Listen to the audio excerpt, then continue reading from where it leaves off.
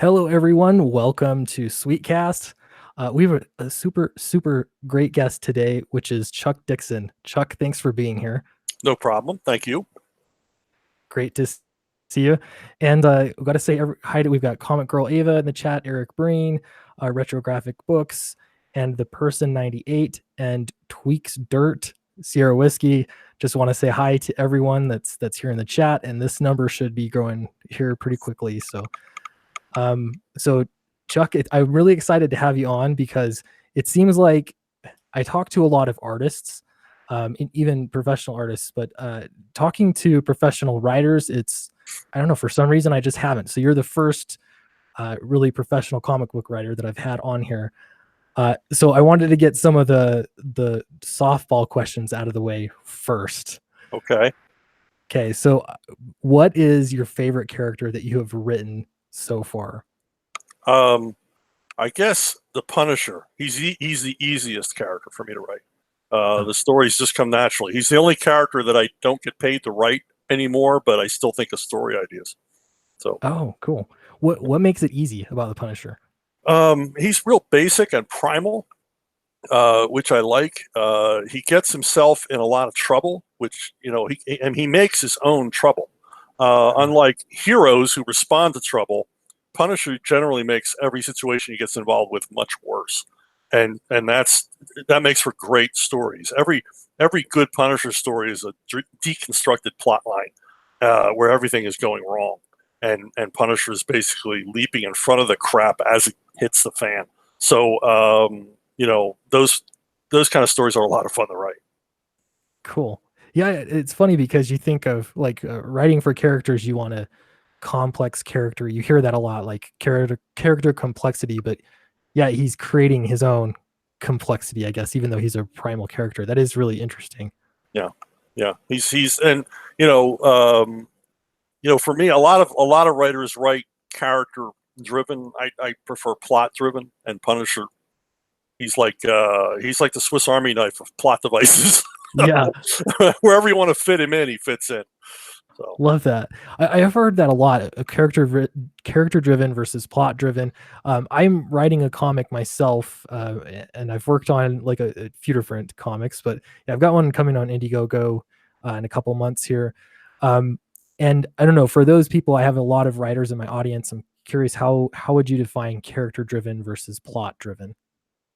Well, character driven is it's character centric. It gives you there's a lot of internal stuff going on with the character, and it's basically their arc. The story is all about their arc, and events are driven by them and their reactions and actions to everything. And plot driven is you have a framework in which you fit the characters, and they all play a part. Very cool. So, what is it about plot driven that draws you to it? I guess I the way I pictured it is it being a little bit more soap opera when it's character driven, or I guess it could be. I don't know. Maybe that's a different thinking of it. But what makes plot driven for you the way to go? Well, for me, it's the challenge of coming up with a plot. A lot of writers go into writing being told that there's only so many plot lines and there's nothing new under the sun. And for me, I want to challenge that. Even if I never succeed in coming up with a brand new plot line, I don't want to give up the fact that maybe I might come up with a plot line that everybody goes, "Oh my God, nobody ever thought of that before." But I'm not to say that I have, but the dream is always out there. And to me, character driven, especially in comics, seems a little lazy. It works for novels, but not so much for comics. Comic book characters. Mainstream comic book characters should be action driven, not character driven. No, that makes a lot of sense. I like that because I personally love plot driven stories, and that's usually how I prepare writing. And then I hear so much like, oh, everything should be character driven. That's the way of the future, I guess. So I don't know. Nothing should be everything. Forget the every. I mean, it's like every writer is different. Every writer has to approach it based on their own life experience and brain chemistry. Yeah. So there shouldn't be any rules to writing. It's either good writing or bad writing. It either engages the reader or it doesn't. Yeah, love that. That's cool. So another big part of of writing, especially in comics, is working with the artist. And I know that can be so different depending on the artist and depending on what company you've worked for. And you've worked for a lot of different publishers, but Yeah. including the big two, Marvel and DC. I'm curious how those methods compare. I know Marvel has the Marvel method of how you'd work with the artist, and DC does things a little differently. How would you lay those out? Yeah, I don't think the Marvel method is used as much as it used to be. Marvel method was you write up a plot. It basically looks like a screen treatment, as opposed to a full script. DC was always full script. The story is broken down panel by panel. All the dialogue, even the sound effects, are there. So the writer basically hands it in and never has to look at it again. The Marvel method, which was created by Lee and Kirby, basically because you couldn't harness Kirby's imagination with a full script, and Lee was having to write so many titles, he relied more on Lee and Ditko to do the storytelling, the basic storytelling, and then he would fill in the dialogue later. And that morphed into the Marvel method. The problem with the Marvel method is that everyone's not Lee and Kirby. Some guys aren't really good at plotting, and a lot of artists, I found resented having to do so much of the heavy lifting on the storytelling end. They weren't getting much help from the writers. And then for my own experience, I tried to write Marvel style, gave it up pretty early, because for me, I wasn't able to connect to the artist to bring out the drama of the story, that we were never literally on the same page as far as what the dramatic beats were. And really, the artist needs to see the dialogue to understand that. And so I began writing a hybrid Marvel style that had a lot of dialogue already in it, and then eventually just stopped and went full script. Oh wow. Yeah, that's always been interesting for me too. I like full script because it feels complete, I Yeah. guess. And knowing, I don't know, for me, like having a good idea of how the page count is, and I feel like you get a better idea of the pacing, maybe. Oh, absolutely, absolutely. Yeah. Yeah, and then I mean, obviously, when you're working with a more experienced artist versus a less experienced artist, and then even the experienced artists, they wanted guidance. They wanted it to be a collaboration, and they wanted to know, well, what do you want me to draw? And that's one of the things. That's like the main criticism I have when people ask me to read a script. They're trying to break in. Their panel descriptions are so namby-pamby and vague. And it's like, well, I want to give the artist room to imagine it. Well, the artist doesn't want room to imagine it. He wants to know what you want, what serves the story, Yeah. and so they don't resent it when you say, this car has to be a Maserati if that's important to the story, or going into a long description of a new character, things like that. Artists prefer it if you're more specific. And there's other ways to build flexibility into a script, but the story specifics have to be there, Yeah. and because the artist wants the story to succeed as well. He's not like a jazz musician ignoring the lyrics of the song and just riffing. Right. Right. He's supposed to be there with you, and the two of you and the inker and the letterer and the colorist are all rowing the same boat. Right. No, I love that. Especially in storytelling, there's so much planning that you have. Like even you say the kind of car. Sometimes those visuals they're telling people stuff, right? You show don't Yeah. tell when you're writing, and so having little details like that is, I think, important. So No, yeah, no, I love yeah, it. absolutely, absolutely. And you never know when you're writing the story what's going to be important till you were done. And you go, well, yeah, these elements, and I'll literally point that out to artists, like, this, I don't know, the bow in the girl's hair is very important in the story, so make sure you show it in each panel because it's going to be very important at the end. And artists want that because they don't want to screw up. So, I mean, Right. I had an artist once. There was a story with an alien in it, and it was a horror thing, and the alien kept popping out. Well, he drew a different alien each time because I didn't tell him it was the same alien. Oh, that, So this guy needed to be really specific with it. Yeah, that alien we saw before. Here he is again on page 5. Same guy. yeah. No, that's a great point. I have so the book I'm working on now, we had the first time I talked to the artist, and he did a little layout for the cover, and it's featuring a city that floats in the sky 30,000 feet above the earth, and he missed the fact that it was 30,000 feet above the earth. So I could see in the distance, kind of like Star Wars, there was like an extra, there was the sun, and then there was this extra thing, and I was like, is that the earth up there? And he's like, yeah. Like, oh nope, that's a nope, the earth should be below. So just Yeah. little things like that, I think are, yeah, they can be really important to the story.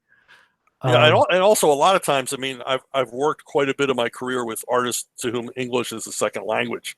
It's even more yeah, important then to be specific. And now, of course, with the with word programs, we have the ability to actually put images along with our script. So yeah, even if the language fails, this is the kind of sword the guy has. Here's an exact picture of the kind of sword this guy has.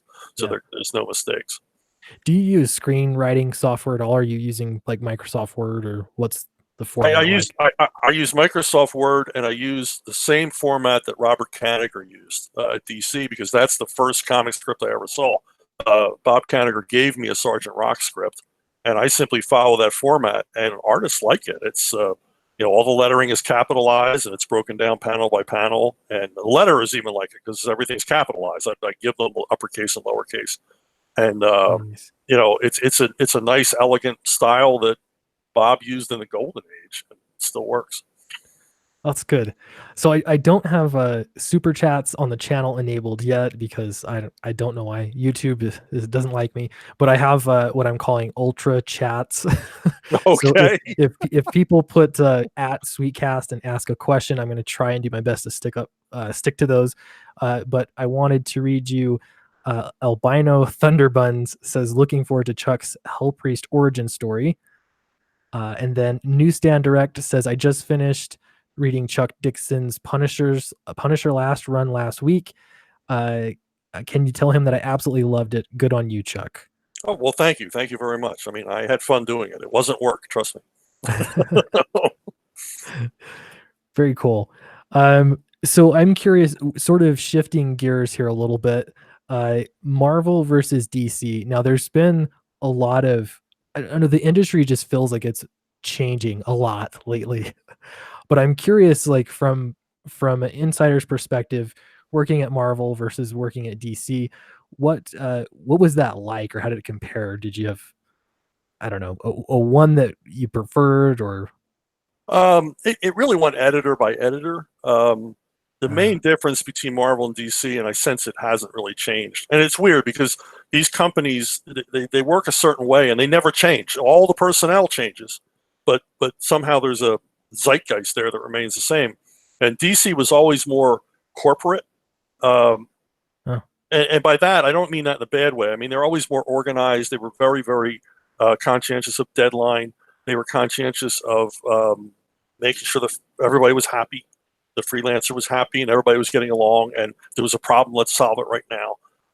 That kind of thing. Um, and at Marvel, it was always a boiler room. Everything was late. Everything would run right up to deadline. It was always a madhouse, but like a happy madhouse. yeah.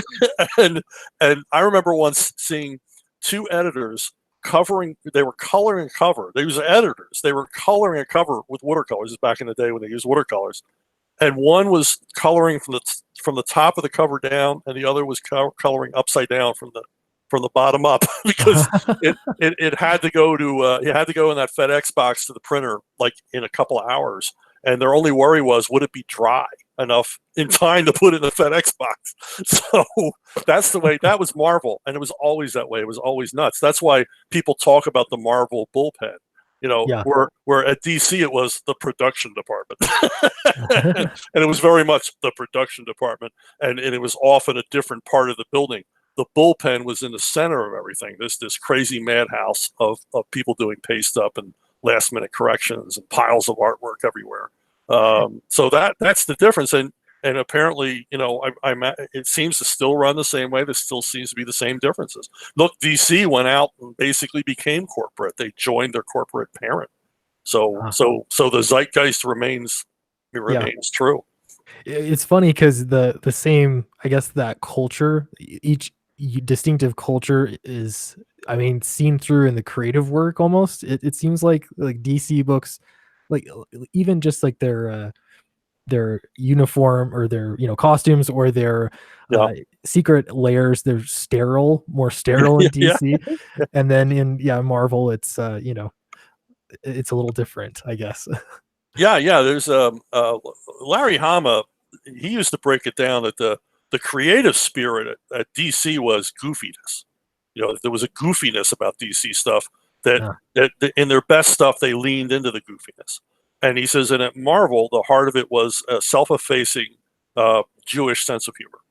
uh, And it's like, well, that works. That's really what it was. That's really the difference between the two companies. huh. Yeah, I like that. It is really cool how it carries through through their titles. It's bizarre, right? Because I mean, through Stan Lee, Jim Shooter, Tom DeFalco, now Joe Quesada, it's still the same zeitgeist. Yeah. So. I've got a question for you from Eric Breen. He says, "Would you ask Mr. Dixon if we will ever see a new Airboy story from him?" Yeah, I'm working with Drew Ford from It's Alive Comics, and we're putting together it'll be a continuation of the series from the 80s. It'll be, I think, a 5-issue. So it'll basically be Airboy issue 51 through 55, as if no time had passed. And we've got some awesome variant covers, and we've got a terrific artist working on pages now. So, and it should be up for crowdfunding, I would imagine, in a month or so. Very cool. Yeah. So I got another question here from Sergeant Bats, and this is a nice segue into the next topic, which is Comicsgate. But he asks, is Chuck able to work at DC or at least write Bane again? And I wanted to ask you a little bit about Comicsgate and maybe how that has changed your trajectory of your career. Well, it really hasn't changed mine, because I mean, I joke that I'm the Jesus of Comicsgate, because I was basically outed as a conservative 20 years ago, and paid the price as the regimes changed and personal politics mattered. And but it isn't all politics. I was no longer part of the clique because my clique was gone. They went on to other careers or retired, and there was a new clique in town, and I wasn't part of that. But politics played a part in it, and so I was like the first guy to take the slings and arrows. And again, it was all personal politics. I didn't put politics in my work. They just didn't like what was in my head. Yeah. Did you see like this has been for me personally like I don't know, it has felt like a barrier to entry because I'm also conservative. I would say I'm moderately conservative, but that's too conservative apparently. But I don't know, does it seem like a barrier to entry or something that conservatives in comics have to be quiet about? Yeah, there's definitely there's definitely I hate to use the word chilling effect, but there's a chilling effect. There are people who do not talk about politics. They stay mum in conversations about it. They don't join conservative groups and things like that, but they are conservative. And I was kind of surprised I didn't know this till I got to CrossGen, and how many of the guys there, and they weren't picked on the basis of politics. They were picked on the basis of being able to beat deadlines and being talented. But how many of them were conservative, and then through them met others. So there's a lot. I don't know if it's a majority, because it's an artistic community, which tends to draw people more from the left, which is understandable. But there is a large segment of the comic population who are closet conservatives. Has it changed over the years? So I found a quote from Alan Moore, and I think he said it in the 90s, but he said that if he was to describe, I'm paraphrasing here, describe the politics of comic book creators, that they would be mainly conservative or center right, it would be the most liberal of them. And so he felt like he was an outlier. When I read that, I was like, really? That doesn't sound like reality at all to me, but I don't know. Has things seem like they've shifted over time, more left? Yeah, well, everything's shifted more left. I mean, classic liberalism seems to be dead. I mean, I worked. I don't know how Moore could say that. Maybe it was true in England. I don't know. But I mean, I worked with Denny O'Neil. I mean, the most famous bleeding heart liberal in comics, and we got along great. I love Denny. and we had a great working relationship because the politics didn't matter when it came time to write Batman stories. I mean, it just Right. Yeah. didn't enter into the equation and should never enter into the equation. I never had any sense of. I mean, I just can't be true. I mean, Jeanette Kahn, who was running DC at the time, Alan Moore was working there primarily, is a famous New York liberal. I mean, activist, Yeah. high society, Upper East Side liberal or West Side liberal. And every editor I worked with, well, he doesn't care, with the possible exception of Jordan Gorfinkel, was a liberal. And outspoken. And we would have, horrible arguments at summits and over lunch, Yeah. and then go right back to working together because, like I said, that didn't matter. But yeah, Yeah. Alan. Well, maybe Alan thinks Americans are more conservative than Brits, Well, basically. yeah, that's what I've wondered is that sometimes you'll hear true blue socialists say that everything's too conservative, and maybe that's to shift the Overton window a little bit or something. Yeah, I don't know, but yeah, I did find that interesting. I should have found the exact quote, but I've read it in actually like 3 videos that I've done so far. So, yeah, I know he said it, but very cool. So with Comicsgate, did you have so it sounds like you've had sort of the being an outed conservative in comics that's happened years before yeah. Comicsgate, but more recently with Comicsgate, have you noticed a change in the way people have treated you, or like social media, for example? Well, yeah.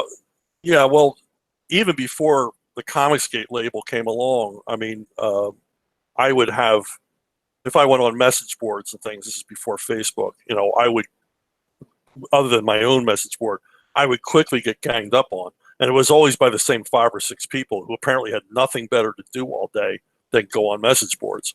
It's like they say, you never get an argument with a guy that buys ink by the gallon. So, but the simple solution to that was not go to those message boards anymore so you could avoid them. But now with Facebook and Twitter and the rest, you really can't avoid them because if you do any kind of self-publishing business or crowdfunding or anything else, you need social media to promote yourself, so you can't avoid these folks.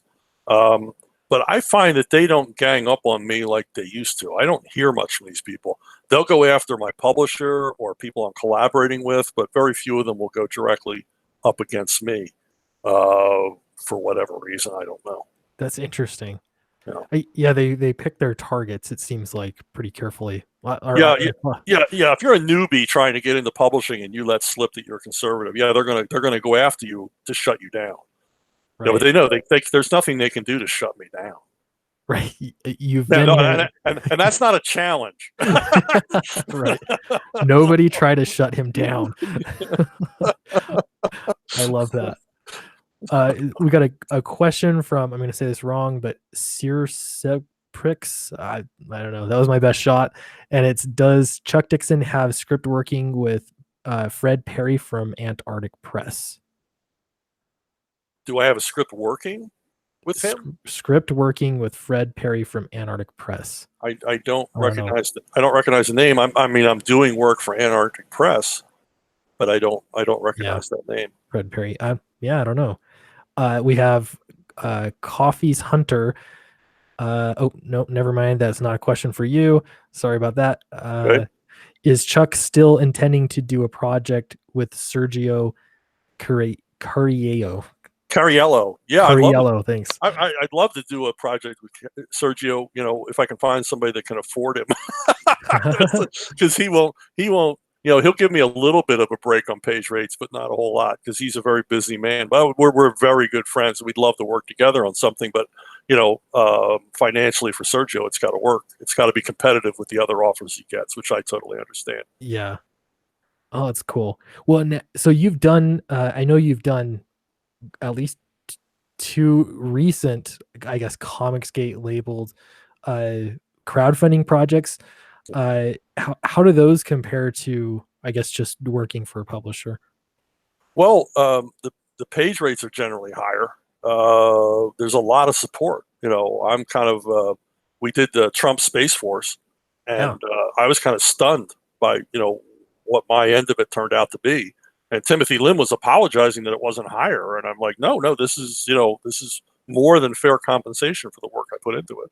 Yeah. And so I've been happy with it, and also the freedom to work on stuff that I'm interested in, because at this point, it's got to be something I'm interested in. I don't want to. Right. I don't want to. Like, I'm not. As much as I love the DC and Marvel characters and things like that, I'm not really interested in going back to work for hire. I want to either improve my own creations or help improve, some of these small press creations. Some of these guys just getting started. Cool. So a lot of comic pros, and I'm more specifically talking about artists, have been embracing the business model of having a YouTube channel or similar online presence. It seems a lot of them are on YouTube though, and building a channel and then launching a book like once a year. Um, Yeah. yeah. Have you considered sort of jumping in and doing that kind of model, or is that a little bit different for writers? Yeah, I've talked about it. I've got someone who wants to put me up on a channel of theirs that's already established, and I would have a lot of built-in cross promotion, so I'd be guaranteed an audience. My only thing was content. I told my sons about it, and they got all excited, suggesting the equipment I need to buy, and they were ready to put up a green screen and let's go to town. But I'm still mulling it over because of the content issue. What would it be about? What would I have to say? Yeah. Which is always the concern for me. I remember when I handed in my very first Batman-centric story to Denny O'Neil, I said, I'm not sure I have another Batman story in me. And, Yeah. I went on to write for 11 years, I'm just never that cocksure of myself that I can come up with enough stuff that people would be interested in. But, I'll probably, I told the guy who was talking to me about putting me on his channel, I said, if I can do 6 episodes in the can that I'm happy with, then I'd be okay with launching it. And then I'd be 6 ahead, and then the pressure would be off.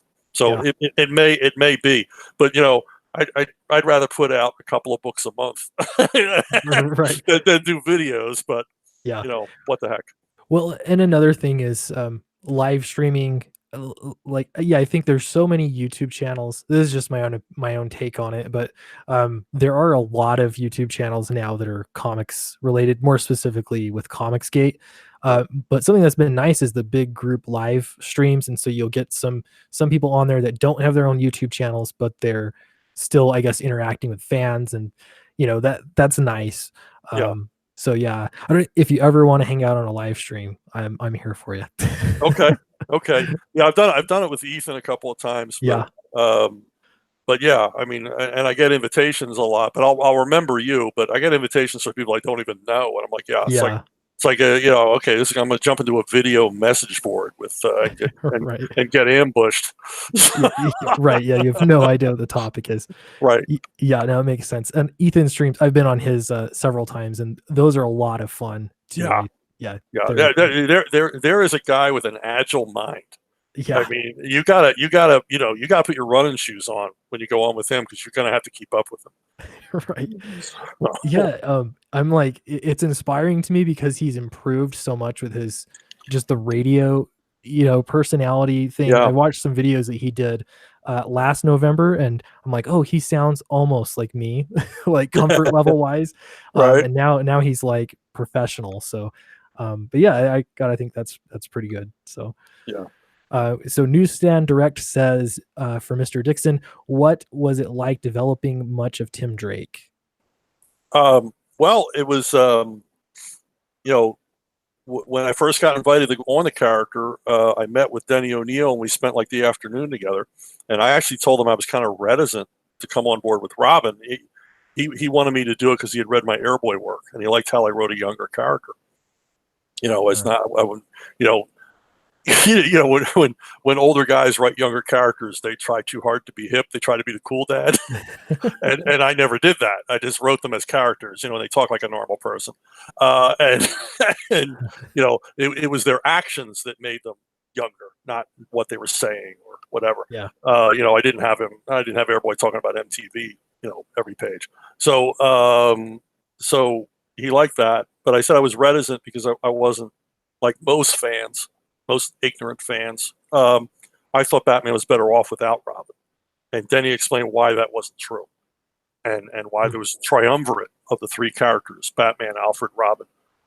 Without Alfred or Robin, Batman is just a psycho loner and far less interesting. There's no stakes for him. If he dies some night at the hands of the Joker or Two-Face, who's home to mourn him? Nobody. Nobody's going to miss him. And he said that you need that threesome. And at that meeting, I started thinking as he was talking, and I said, well, you're right. All of my favorite Batman stories were Robin centric.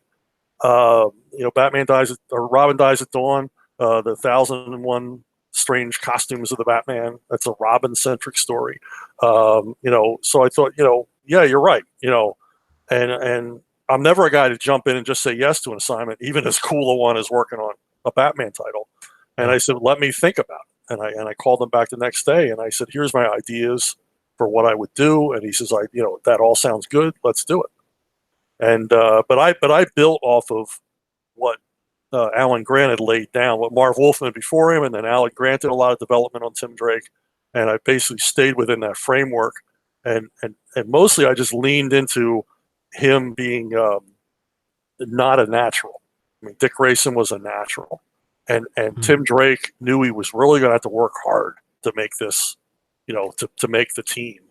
And he was also, my shorthand for him was, this is a Robin that if he knew he was in over his head, if he's looking down on a warehouse with 50 guys, he'd realize, I can't do this. I got to call the cops. I'm still doing my job. This crime will be stopped, but I can't do it on my own.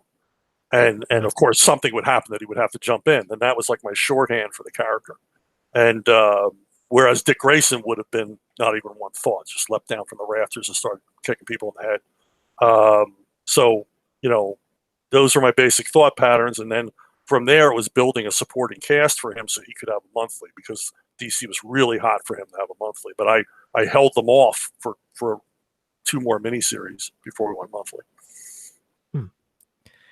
We have Sergeant Bat says, I would watch Chuck every day. So there's an endorsement. That's one. That's one. Okay. That's how it starts. Star Tager says, is Mr. Dickin work for Xenoscope a personal project / interest, or is he just hired there? Well, a friend of mine, good friend of mine, got hired as an editor and then let go. But he'd already recruited me and got me a decent page rate. So, and I was already into my first miniseries, and I like the guys. I like they give me really cool assignments, and if they need changes, they have reasons for it, because they got a whole universe in their head, and I'm just trying to participate in it. Right. But they've let me get away with a lot of zany stuff in their. I did the Van Helsing werewolf thing, and she's looking for the sword of heaven, and at the end of it, she doesn't find it. And they say, well, yeah, but she was looking for this thing, and at the end, she doesn't find it. I said, well, that's the next miniseries. Yeah. I said, this was Van Helsing and the werewolf. Next, it's Van Helsing and the sword of heaven, the thing she was looking for. so I said, because the story wasn't about her finding the thing; it was about her running into a werewolf on the way. So they let me get away with murder. A lot of stuff. Yeah. Well, it's nice to have that creative freedom. Yeah. I mean, within reason. I mean, I'm not going to do anything to ruin their characters. I mean, after decades of working within the framework of iconic characters, you learn to stay within the framework. Don't break it, because you want to give the readers what they want. You don't want to give them a story that doesn't make them happy. Yeah, like Lost. Yeah. That's right. So it feels there's no payoff. You're like, what? It's like, screw you for 7 years or whatever, however long it was. Right. You gotta, yeah, if you're gonna make a mystery, you gotta solve it at some point. Yeah, well, that's the Um, problem with most of these shows. They don't know where to end. They don't know how to end. yeah. So Yeah, there's something to be said for just planning, like this is how the story is gonna go, and there's an end in sight. yeah, Uh, I mean, there's two ways to end a series. One is you end it like Shield. I don't know if you ever watched Shield, but anybody who did, the ending is awesome. I mean, everybody gets their just desserts in a very interesting way, you know. And then there's The Sopranos, where you can either imagine they're going to live for 30 more seconds, or they're just going to go on being The Sopranos forever. And there's lots more right. stories we're just not going to tell them to. So, Brian says, ask him if we'll ever get a Batman versus Dirty Harry book. oh man, does he know that? Does he? I proposed the Batman 30 Harry book, I don't know. and it got as far as Clint, and he said he didn't want his likeness in a comic book. I mean, we got to Oh wow. we got through Warner's and Malpazzo, and oh man, him meeting Harvey Bullock was an epic scene. I mean, they were like brothers from another mother when they meet each other. So, and of course, Batman and Dirty Harry are at odds throughout the entire story. Yeah. So, but yeah, that Wow, was that's cool. one of those crossovers that never happened. That's really cool. Yeah. Here we go. Let's see. Star Trigger says, Mr. Dixon's point of view: should Batman get married to Catwoman? You know, to me, that was always a logical thing. That was kind of my pocket event. If I ever got called upon to do another event, would have been Batman marrying Catwoman. I dealt with it a couple of times in dream sequences and things in the comics, and I always thought, it would probably be a short marriage, but I thought, who the hell else understands each other better than those two? And and the way basically Selina was reformed in the Bronze Age, that she's she's a villain, but not really, she's not a killer, she's not a psychopath. I just thought, it'd just be a hell of a thing. But I had a whole scenario laid out where it'd be like a Nightfall type thing with like a 6-month lead up, and then the marriage would come as a surprise. So cool. Yeah, that'd be cool. And then my thing was, because since they've done it now, it was that she's being blackmailed and has to break the marriage up against her will. She still loves him, wants to stay with him, but to save his life and to save his secret, she has to go bad again. So it would be a real heartbreaker at the end.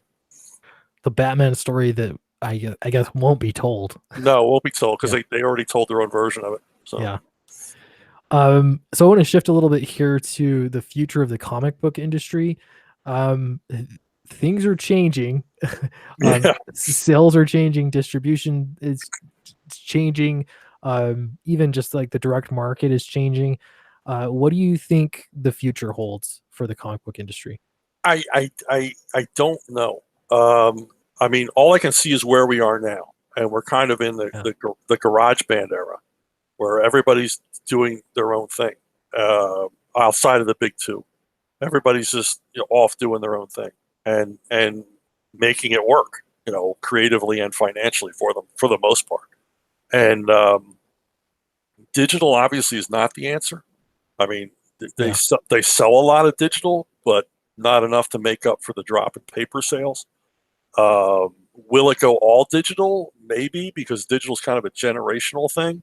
I mean, obviously, the younger a kid is, the more likely he is to read something on a tablet or a phone. Guys like me want something in paper. I told an editor they wanted me to write something up for them and of a series I hadn't read before, and they said, "Well, we'll send you the PDFs." And I said, "No, send me the comics." I said, because I'm not reading this for pleasure. I'm reading this for research. And as I write, I'm going to have to go back and forth, which is almost impossible to do digitally, because you're like, well, how many screens ago was that? Yeah. Because I want to go back and look at that. Whereas in a book, I'm just flipping the damn pages. Still an elegant form of communication, the book. So I really don't know. The other problem is we skipped a generation of readers by pulling off the newsstand. So there was no entry level for kids other than the public library for comics. And the the public library, while they're wonderful, it's probably not the coolest place in the world for a kid to discover comics. They don't seem as subversive as they did to probably you and me as a kid when you Yeah. find them at the library instead of finding them at the drugstore or the 7-Eleven. So, yeah, I can't really say. There will always be comics. No, people, oh, it's the end of comics. There'll always be comics. They may not. Yeah. I just hope they don't shrink any further into the subculture than they already have. Yeah. Yeah, I agree. That's something I've talked about quite a bit is getting kids into comics, and it really feels like they've been abandoned. I actually didn't get into comics until I was 20 or 21, I think. Yeah, And it was like a whole new world of, oh wow, I've been missing this, my whole life. It was awesome, yeah, to get into. But and I've been introducing my son into comics, but you have to go out of your way to yeah, get comics. yeah. And the thing is, people go, well, go to your local comic book shop. No one walks in a comic book shop cold. Yeah. You have to have seen comics somewhere else. I mean, you can talk to people like normal people who don't know anything about comics and say, there's a comic book shop in our area. They have no idea. It could be right next to the Whole Foods they go to every week, and they never noticed it. Right. There's no awareness that there are comics out there, and that's the tragedy of it. We all remember the first time we saw comics, and I don't think anybody first saw comics at a comic shop. They saw them at their Yeah. cousin's house or whatever. And that's the problem. I mean, I my kids used to take music lessons in a store that was half a music store and half a model train store. And I would be sitting there waiting for them while their music lessons. And the only thing to read would be model railroading magazines. And every magazine, every issue had an article about how to get kids more interested in model railroading. And I thought, oh my God, this is comics. This is Yeah. so sad. This hobby, this model railroading hobby, which is still bigger than comics, is dying, and they're aware of it, and they're trying to do something about Yeah. Oh man. it. Yeah, it is sad. I think so for me personally, well, okay, so I had a friend grab some at two Spider-Man issues at a garage sale. They were in order. And I read those two and I was like, wow, this is so fun. They were waterlogged, I remember. Oh, Um and so I just later I was at a dollar store for some reason, and I saw they had the Amazing Spider-Man. It was like at the very beginning, yeah, Stan Lee's, and it was the first three issues, I think, compiled in this little tiny comic thing. You could hardly call it a comic, but just reading those, it was like, oh, this is so fun. So it took that exposure to first then, okay, where do I start with Batman? yeah, yeah, Where do I start with Spider-Man? And that is something you could go into a comic book store and talk to somebody there, and they could give you some suggestions, I'm sure. right. If they have, I don't know, my local comic shop, they just have all the leftover trade paperbacks that are from random, either the middle of a run of some SJW title that you don't care about, but it's like, where do I start though? Yeah, that was the initial plan when Scott Beatty and I did Robin Year One. We suggested to DC you should have a shelf of these, so there's a ready reference for every single character. Yeah. And then they obviously would sell because the Year One books we worked on always sold like gangbusters, Yeah. and they just didn't see the use of it all. Yeah. It's a good idea. I mean, that's where I started with Batman, was Batman Year One, and Yeah, then I think the Long Halloween was right after that, and yeah, like but having a way to just be able to jump into it and get started is, yeah, I think it's important. yeah, no, absolutely, and and the thing is that's what makes a fan. That's what made you a fan, made me a fan. You pick up a book and you go, "This is issue 5. What happened in the other issues?" Or this is issue 105. What happened in the other issues? Yeah. We got a question from Slick Rick. He said, "Does Chuck have a favorite series or story arc he's written? Something he's most proud of?" It's hard to say most proud of. I have a lot of affection for. I did a detective comics annual with Batman as a pirate, with Kike Akitano on the art. Awesome, incredible artwork. That was a whole lot of fun. Doing Batman Punisher was a dream job. Geez, Batman Predator. crossover I did with Rodolfo DiMaggio was a dream job. So, it's hard to say. I've been very lucky. I've been a lucky guy. I mean, 5 years in Savage Sword of Conan, I was like a pig in slop. I mean, so, I'm enjoying the stuff I'm doing now. That's the whole thing. You've got to invest yourself in these characters.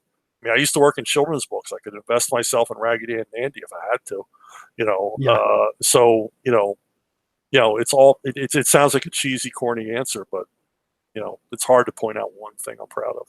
Yeah. So as a writer, trying to get in, I've written a couple novels and I've written several full scripts for comics.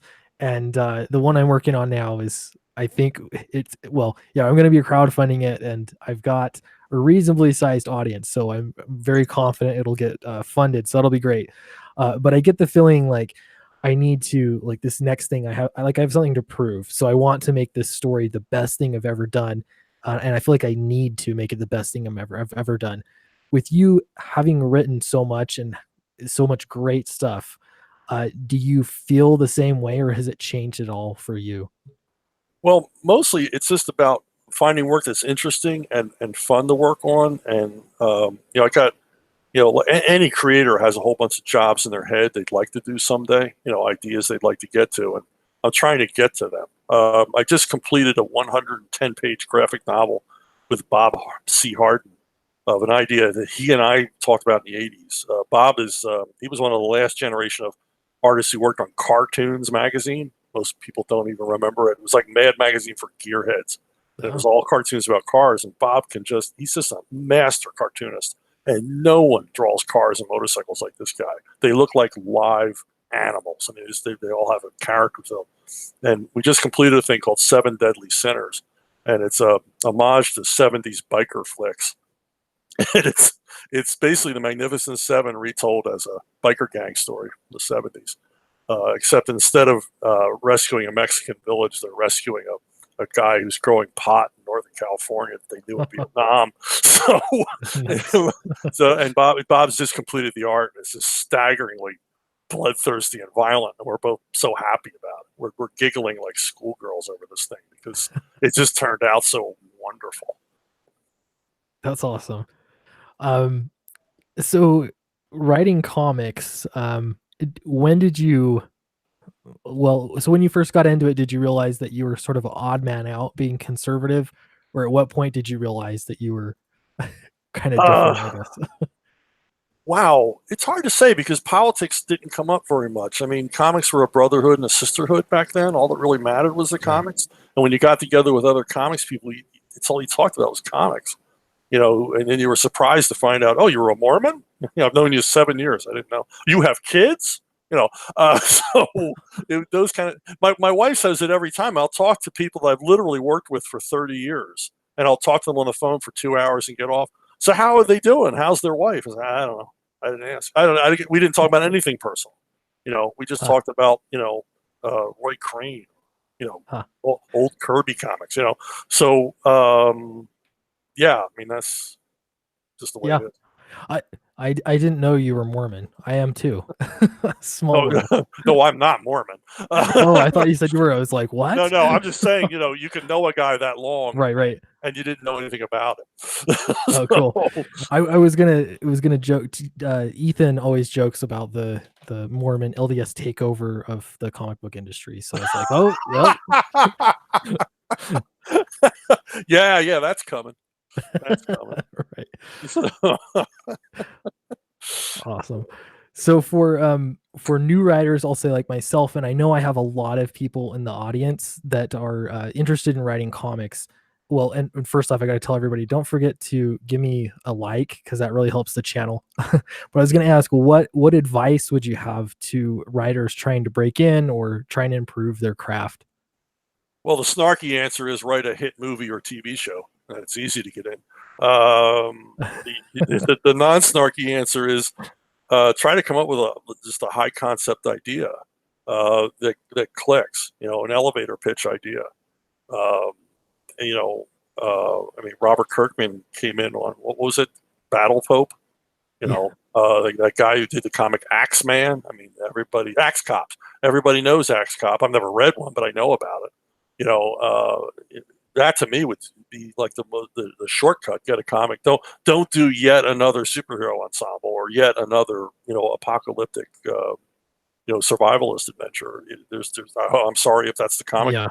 Okay, No, I'm not. but I'm but not. but but that kind of thing. Break Yeah. in there, and I guess the other way is to do what are they, biographical comics? And try to break in on the artsy end. But Yeah. with the web, I mean, there's so many ways to get in now, and get your art seen if you're want to work hard enough at social media and all the rest of it. Gotcha. It can be done. Very cool. So we have Gateway into Comics says one of my favorite writers, Orson Scott Card, is Mormon. He got chastised for having traditional values, and wacko leftists pushed him out of writing Superman. Yes. Interesting. Yeah. Some Yeah. of the, and I think that's, just from being conservative or, I mean, Christian, or I don't know. I've noticed a lot of, I don't know. There's all sorts of people will find ways to, to push you out. Well, and the thing is, Sergio Cariello, he drew the Action Bible. The Action Bible sold literally millions of copies around the world. There's very few languages it doesn't appear in. And he does all this ancillary work based on, he never has to go back to DC and Marvel. He's making far more money, reaching a much larger audience, doing what he's doing now. But of course, when he goes to a convention, people think he's retired because they don't see his work anymore. I get the same thing, why haven't we seen you in years? I never stopped working. You're just not looking in the right places. My work is out there. It's selling. I'm making money off it. I haven't vanished from the face of the earth. I just don't work at Marvel and DC anymore. Yeah. Yeah.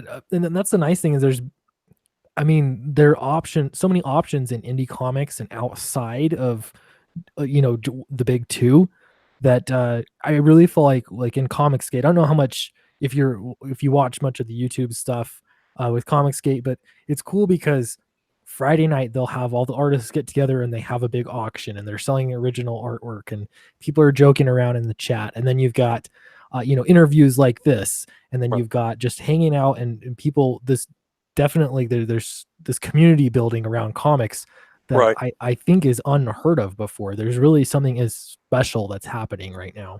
And the thing is remarkable about a lot of this material, I'm really not that involved with Comicsgate. I'm like an outlier figure in Sure. Comicsgate.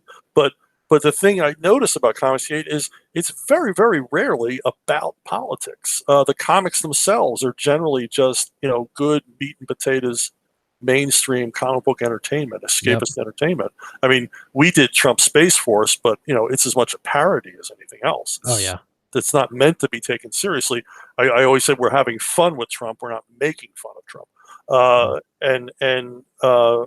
it's probably the most political thing I've worked on outside of the Forgotten Man graphic novel. And but the stuff that Richard and Ethan and a lot of these other guys are doing, it's nothing to do with politics.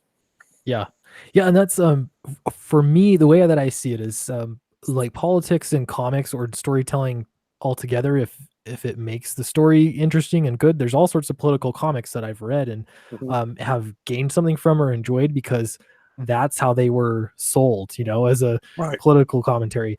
But it's when you're reading Spider-Man and then all of a sudden you're getting lectured about your white male privilege or things like that. Where I remember when DC decided they wanted to do an anti-landmine comic, they came to me because they knew that I would do the military homework, right, to get everything right. And I said, I don't want to write that. I don't want to write that. I happen to like landmines because our troops like them. They're force multipliers, and the United States takes care to remove the landmines they left behind or make it so they time out, everything else. And I just learned like a couple months ago that they approached Graham Nolan to draw it. And he said that I'm okay with landmines depending on who steps on them. Well, that's a good point. So they had to find other creators to do that book, and it was purely political. Oh wow! Well, and that makes it makes sense. It's really cool that you could be like upfront about that. Do you know what I mean? And like, that's a positive thing, I guess. I wrote one. I used to want to. The only thing I wanted to do was to get into Image Comics and get something published there, and so I'd create all these 8-page uh, stories and pitches to try and get in there. And I remember doing one that was it was before Antifa was a big thing. I don't know if you've been following any of that at all, but Sure, sure. it was about Yeah. an anarchist, far left anarchist that uh, realizes the errors of his ways. So him trying to get out of what he was in. But yeah, I pitched that to Image Comics, and I was thinking, there's no way, because I was very critical of leftist ideology. But I'm like, I don't even know why I'm trying this, but I did anyway. Yeah, I mean, the thing is it's so blatant now, the people putting politics in. I never even tried to sneak them in. I mean, Yeah, you can't. Your own personal politics, are going to sometimes work their way into the body of the story itself, but not as a message, just because that's your world point of view. yeah, But I was always cautious of that. I mean, I always wrote Batman as an anti-gun guy, and wrote him giving impassioned reasoned arguments why he didn't like guns. And then on the flip side, when it came to the Punisher, somebody brought up the issue of gun control to the Punisher, and he says, "I'm all for it. I have all the guns I need." yeah. So I sort of sidestepped the issue. And then Right. another time we waded into what could have been a message book was when Stephanie Brown got pregnant in Robin. And I told Denny, I want to deal with this simply because teen pregnancy is a thing kids deal with. We can't very well ignore it in a story about teenagers. So I said, Sure. let's deal with it. I said, but I don't want it to be a message. I want it to be a story.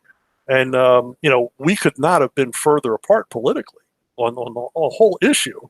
But, we found enough common ground so that we presented both sides of the issue to the reader and let them make up their minds themselves. Yeah, I love that.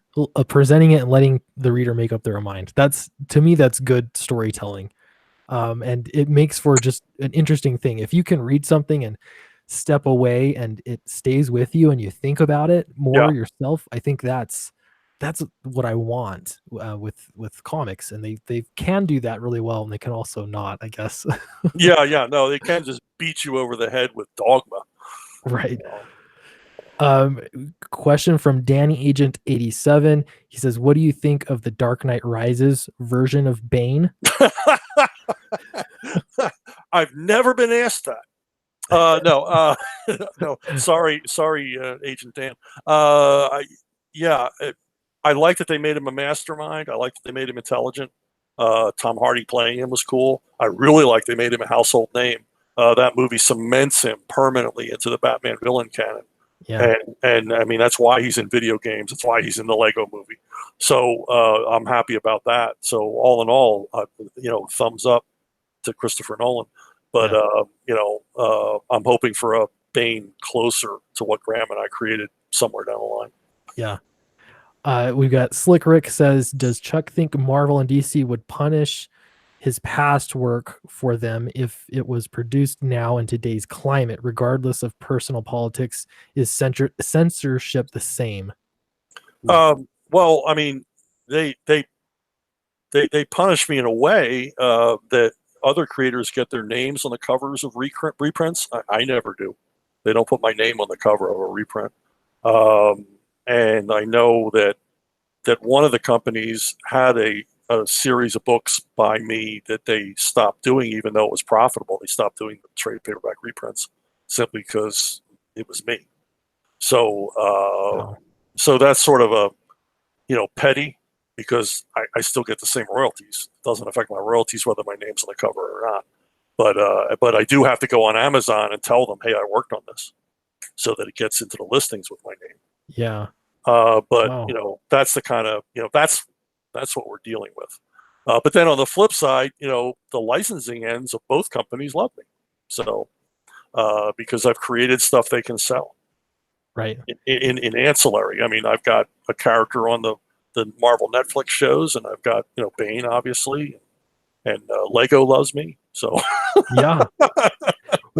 Isn't that the way that it should be? It's the free market, and if you're doing a good story, you get rewarded for it. That makes well, sense to me. But quite frankly, the digital end is probably why so much of my stuff gets reprinted, because digital is purely democratic. I mean, they're buying stuff by me digitally, and they can't ignore those numbers. I said digital's not the answer, but I sell a lot of digital. I mean, a lot of people buy my stuff digitally, and they see that and go, well, I guess we got to do paper versions of these. They're kind of voting for this guy. Okay, Sergeant Bats said I missed one of his questions. I think I found it. He says Chuck has the 10 commandments of writing comics. Does he have an honorable mentions to the list? No, not really. Just always ask if they have money and where did the money come from. So, because you want to make sure you're going to get paid for your work. But that would be the 11th commandment. All right. There you go. Let's see. We got a question from Pen Inc. Hello, Mr. Dixon. How was it writing Devil Dog? Oh, that was a blast. That was a blast. Richard just let me go ape on it. And the artwork is freaking amazing. I just saw some pages this week, finished colored pages. And it was fun. And working with Richard was great. I handed in the script, and he said, I'm going to make some changes and get it back to you. And I said, fine, I'll wait for the rewrites. And then the next day he said, nah, it's fine the way it is. So I don't know what he was going to change, but he changed his mind about the changes. But yeah, that was a lot of fun to work on. And I had him to back me up. I'll do the military research, but I could ask him direct questions. Would this happen? How about this? How about this? So that was cool. That was a lot of fun. And I'm doing another thing for him now. So very cool. Brendan Pitts said I missed a comment from him as well. I'm sorry about that. I'm trying to keep up on all these, but we have got a full crowd tonight, so cool. I'm just scrolling up to see what he said, if I can. Way up. Oh, Brandon Quest. There we go. Chuck is the reason that Tim Drake is the correct heir to the Batman cowl. That's that he's been all but written out of the Rebirth universe is criminal. Yeah, I know the powers that be there think that he's irrelevant. They also think Nightwing is irrelevant.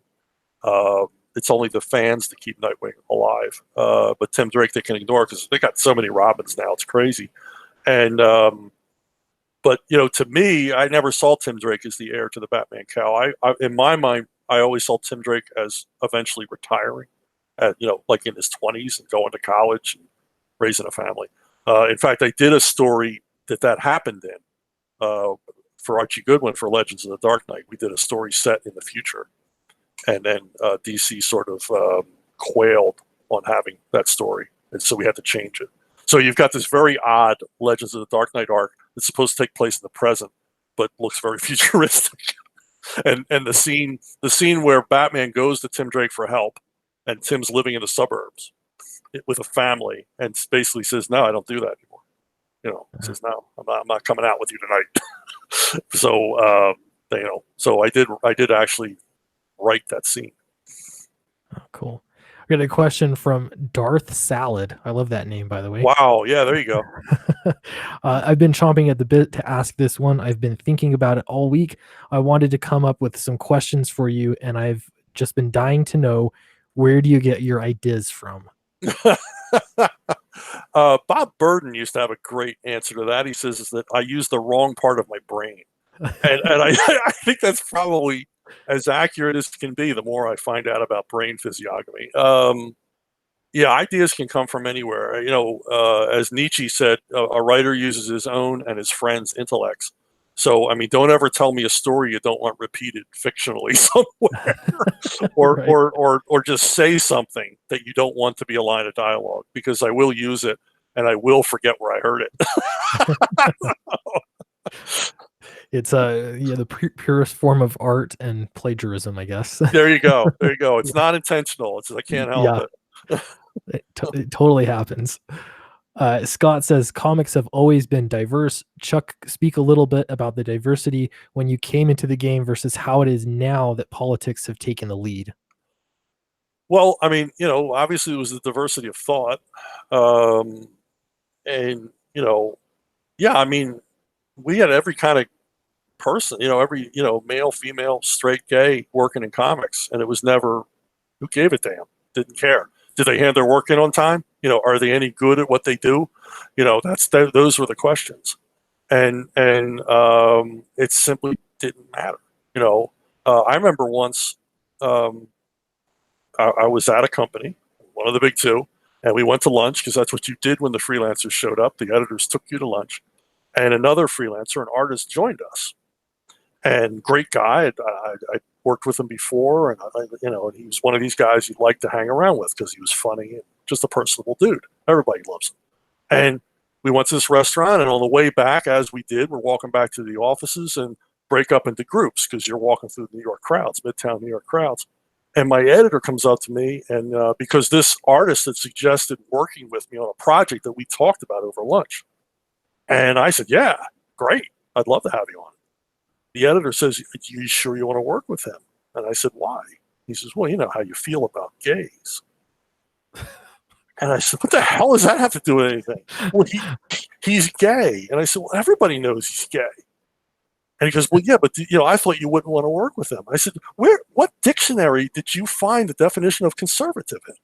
Yeah. It's a stereotype. It's what they think. Yeah. I said, I simply don't, it never occurred to me. I simply don't care. I love the guy. Yeah.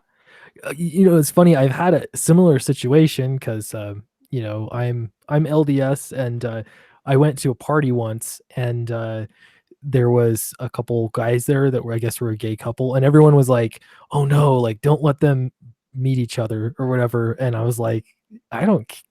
Like, I couldn't care any less. Like, so yeah, I was like, no, like, I shook their hand. You know what I mean? Like, obviously, Yeah. treat people like people. But that's the thing, is when your idea of a conservative comes from, I don't know, like late night talk show hosts. Right. They make those straw man arguments for what it means to be a conservative.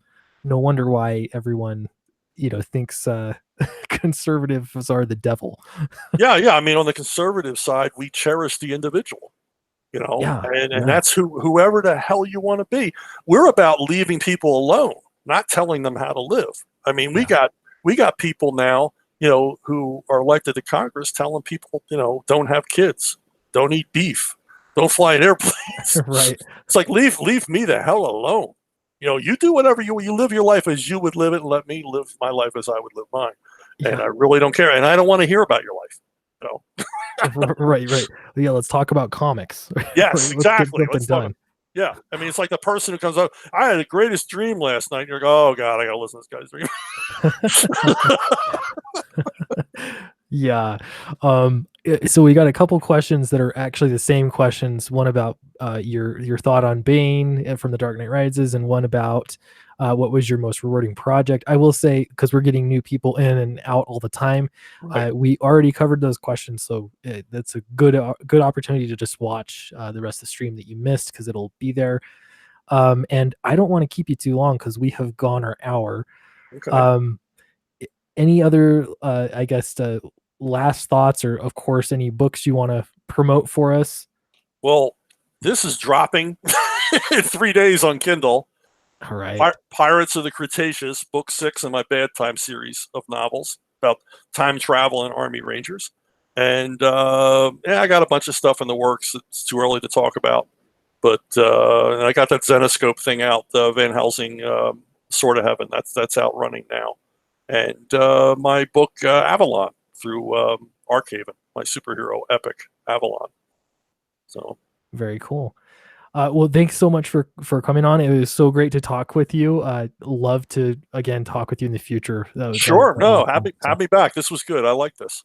Cool. So, and thanks to everybody for a bunch of awesome questions. Yes, thanks everyone for watching. Don't forget to leave a thumbs up, because that really helps. And I'm going to leave this live stream up forever, really, so anyone can come back and watch it. Feel free to share it. And I guess we'll let you get back to your night. But thanks everyone, and we will talk to you later.